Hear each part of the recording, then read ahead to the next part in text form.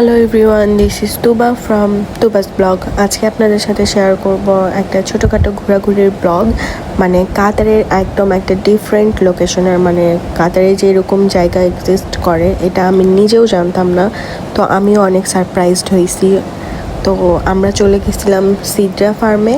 তো সামহাও সেদিন farm close ছিল, কারণ ওদের কাজ চলতেছিল অলরেডি। এখন যে আমি আপলোড করতেছি ভিডিও, এখন ওটা ওপেন হয়ে গেছে শুক্রবার আর শনিবারে শুধুমাত্র। যে আমরা খুবই প্রিটি একটা সানসেট দেখি, এত সুন্দর লাগছিল। আর আপনি এই জায়গাটা দেখে বলেন, এটা কি কোনোভাবে দেখে মনে হচ্ছে যে এটা কাতারের মধ্যে? আমার কাছেও মনে হচ্ছে যে একদম মানে বাংলাদেশের মতো। আর আমরা বাংলাদেশে চলে আসছি, আমার কাছে পুরো এরকম ভাইবস লাগছিল, একদম পুরো বাংলাদেশের গ্রাম। আর এইখানে সানসেটটা দেখেন কি যে সুন্দর লাগতেছিল, সামনাসামনি বলে বোঝানোর মতো না। তারপরে আমরা ওখানে সুন্দর করে বেশ অনেকক্ষণ সানসেট এনজয় করার পরে আমরা রওনা দিয়ে দিই, কারণ প্ল্যান চেঞ্জ হয় যেহেতু ফার্ম অফ ছিল। তো আমরা এরকম মাঠ ঘাট মরুভূমি সব পার হয়ে এখানে এসে থামি। এখানে একটা মসজিদ ছিল যেখানে আব্বুরা সবাই নামাজ পড়ার জন্য গেছিলো। তো ওই সময়টা আমরা একটু ঘুরে ফিরে দেখতেছিলাম। এই জায়গাটা কিছু কিছু মানুষ এখন বসবাস করে, বাট বেশিরভাগ জায়গায় পরিত্যক্ত হয়ে গেছে। মানে এখানে আগে অনেক মানুষজন বসবাস করতো, দোকানপাট সব কিছু ছিল, এখন সেরকম কোনো কিছু নাই। এই যে সেই মসজিদটাও অসম্ভব সুন্দর। আর এই জায়গাগুলো দেখেন, একদম ছমছমে একটা পরিবেশ ছিল ওই জায়গাটাতে। মানে সব কিছু ভেঙে চুরে গেছে, মানে কেমন যেন একটা অদ্ভুত ব্যাপার।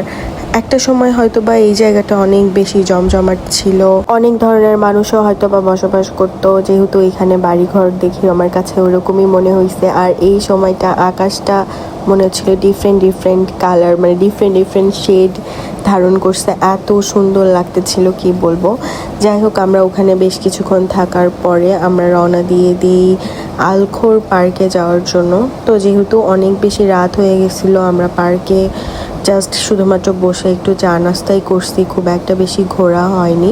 এটা হচ্ছে সেই আলখোর পার্কের ভিতরে। হয়তো বা দিনে গেলে জায়গাটা আরও বেশি সুন্দর লাগতো। তো ঢুকে এরকম সুন্দর একটা ফাউন্টেন ছিল। আমার কাছে জায়গাটা মোটামুটি ভালো লাগছে, বাট আমার কাছে মনে হয়েছে যে এখানে দিনে যাওয়াটা বেটার।